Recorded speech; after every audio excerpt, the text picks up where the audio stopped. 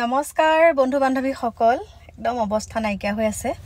নমস্কাৰ মোৰ প্ৰিয় বন্ধু বান্ধৱী সকল এতিয়া গাড়ীৰ ভিতৰৰ পৰা ভিডিওটো আৰম্ভ কৰিছো মই আহিছো মৰিগাঁও কোৰ্টত আৰু মৰিগাঁও কোৰ্টত এতিয়া কামখিনি কৰি এতিয়া আহিছো আমি সাৰ্কল অফিসত আৰু ইয়াত বিশেষ কাম আছে আপোনালোকক কৈছিলো মোৰ লগত বান্ধৱী আহিছে বুলি মোৰ লগত আছে আৰু মোৰ বান্ধৱী আমাৰ ঘৰত আলহী আছে বুলি যে কৈছিলো আমাৰ ঘৰত আলহী গৰাকীকো লৈ আহিছো আৰু তাই কামতে আহিছো এতিয়া সাৰ্কল অফিসত গটিকে এনেকুৱা কামবিলাক কৰি মোৰ ভাল লাগে কিয় আহিছো হেতু আপোনালোকক জনাম বাৰু নিশ্চয় এটা ভাল কাম কৰিবলৈকে আহিছো সাৰ্কল অফিসত আৰু বহুত ভাল লাগিছে মনটো সেই কামটো কৰিবলৈ পাই পেলাই তাৰ পাছতে আপোনালোকক এতিয়া আৰু এটা কথা এখিনিতে কওঁ কথাটো হৈছে যি গৰাকী মাইনা আহিছে তেওঁ আজি 14 বছৰ আগতে বিবাহ পাশত আবদ্ধ হৈছিল আৰু মাইনাজনীৰ হাজবেণ্ডে ডিফেন্সত কৰে তাৰ পিছতে ডিফেন্সত কৰাৰ পিছত তেওঁ এগৰাকী তেওঁ হাজবেণ্ডে এগৰাকী মুছলিম সম্প্ৰদায়ৰ যুৱতীৰ লগত বিবাহ পাশত আবদ্ধ হয় মাইনা গৰাকীয়ে গম নাপাইছিল আৰু আৰ্মিত যি সকল আছে তেনেকে তেওঁলোকে গম পায় যে প্ৰথমা পত্নীৰ নামত যেতিয়া সকলোখিনি হৈ যায় তেতিয়া দ্বিতীয় পত্নী একো নেপায়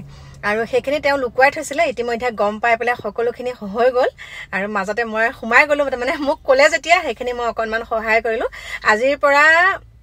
9 মাহ মানৰ পৰা আমি যুজি আছো কিন্তু এতিয়া তাই এতিয়া সুন্দৰকে আধা দৰমহাটো তেওঁ পাই থাকিব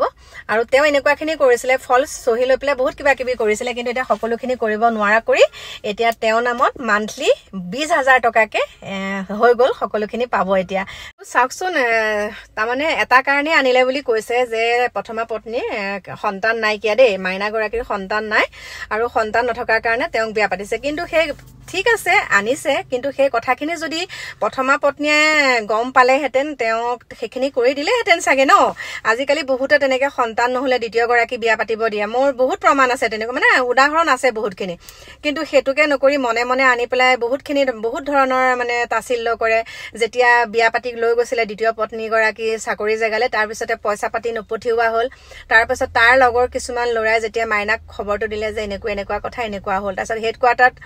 তেওঁ কমপ্লেইন দিলে হেডকোৱাৰ্টাৰৰ পৰা সকলোখিনি একদম কাগজ পাতি উলিয়াই কৰি সকলোখিনি ঠিক ঠাক কৰি অৱশেষত এতিয়া ন্যায় পালে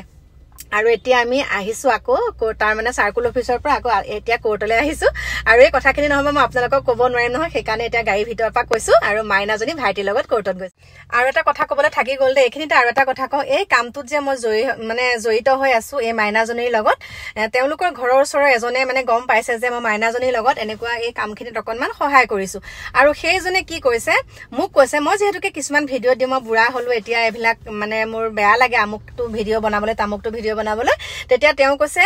মই বোলে আপুনি বোলে এইবিলাক কি কামত লাগি আছে আপোনাক বোলে মই বিয়া পাতিম আৰু সেইজনৰ ফটো মই লগাই দিছো আপোনালোকে চাব তেওঁ কেনেকুৱা মানসিকতাৰ মানুহ হ'ব লাগিব মোক এই মুহূৰ্তত তেওঁ কৈছে এতিয়া যদি আপুনি আহো বুলি কয় এতিয়াই বোলে আপোনাক মই বিয়া পাতিম হেৰ বুপাই তোৰ মাৰ বয়সৰ হম নেকি মই লাজ লগা নাই এনেকুৱা কথা ক'বলৈ কুকুৰ লাজ লগা নাই এইটো এনেকুৱা কথা ক'বলৈ গতিকে মই সেইজনক দেখাই দিছো আকৌ বিয়া পাতিব বোলে মোক এতিয়া 50 বছৰ বয়সত ওলাই গ'ল মোৰ কাৰণে দৰা গতিকে চাওক সেইটোক দেখাই দিছো